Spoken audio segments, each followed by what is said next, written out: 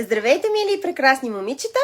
Включвам се днес на рождения ден на втората ми дъщеря, защото искам малко повече да ви разкажа относно бременността си с нея и нейното раждане.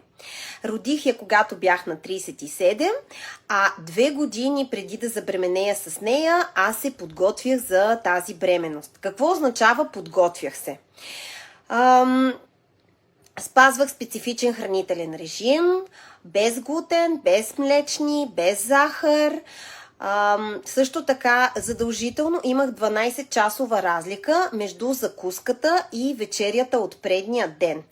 Между отделните си хранения винаги имах 4 часа. Наблюдавах трите основни макронутриента в храната ми, белтъци, полезни мазнини и фибри да бъдат в правилно разпределение, за да може най-качествената яйцеклетка да може да се произведе и съответно да се зачене дете от нея. Имайте предвид, че яйцеклетката, която овулира на този ви цикъл, всъщност вие сте я посадили 6 месеца преди това. Така че много е важно поне 6 месеца да се готвите за бременността, за да може наистина тя да е лека, да родите здраво и усмихнато бебенце.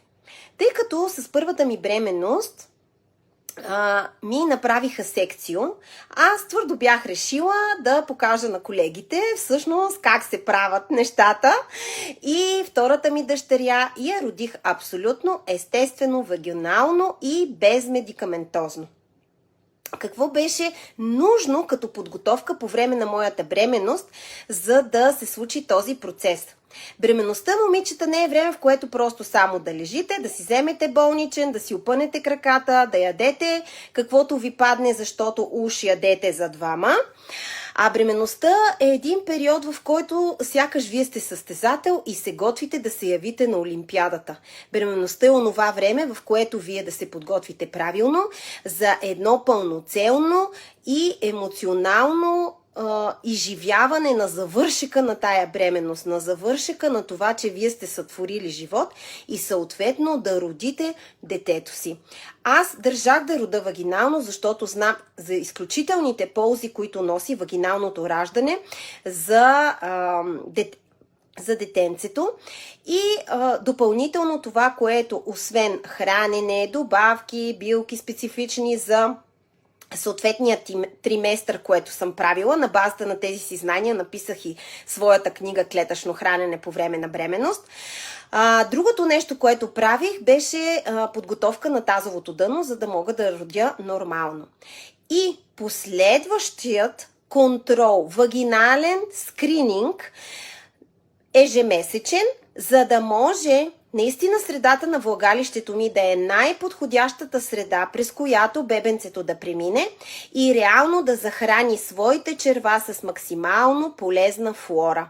Защото когато бебенцето е вътре утробно, да, ние можем да правим пренатална грижа чрез приемането на специфични добавки, но най-важно е за микробиома на бебенцето, за микробиома, всъщност всички онези микроорганизми, които ще се заселят в неговото тяло, е това, когато детето минава през влагалището на майката по време на нормалното раждане, тази среда да бъде максимално адекватна, полезна, чиста и специфична. Заради това аз правих вагинален скрининг на своето състояние на всеки 3 седмици. Тъй като често момичетата в онлайн програмата ми за лека бременност ме питат: разкажи ни, подготви ни нас сега с този вагинален скрининг, и все повече и повече момичета се интересуват да ги науча как се прави това, ще стартирам такъв маратон, който се казва "Мама 35+, роди здраво и усмихнато бебенце", в който всъщност ще ви науча как да правите вагинален скрининг на своето състояние, какво да предприемате, ако показателите са извън норма и всички онези подробности, за да може наистина средата на вашето тяло да е най-благоприятна за вашето бебенце.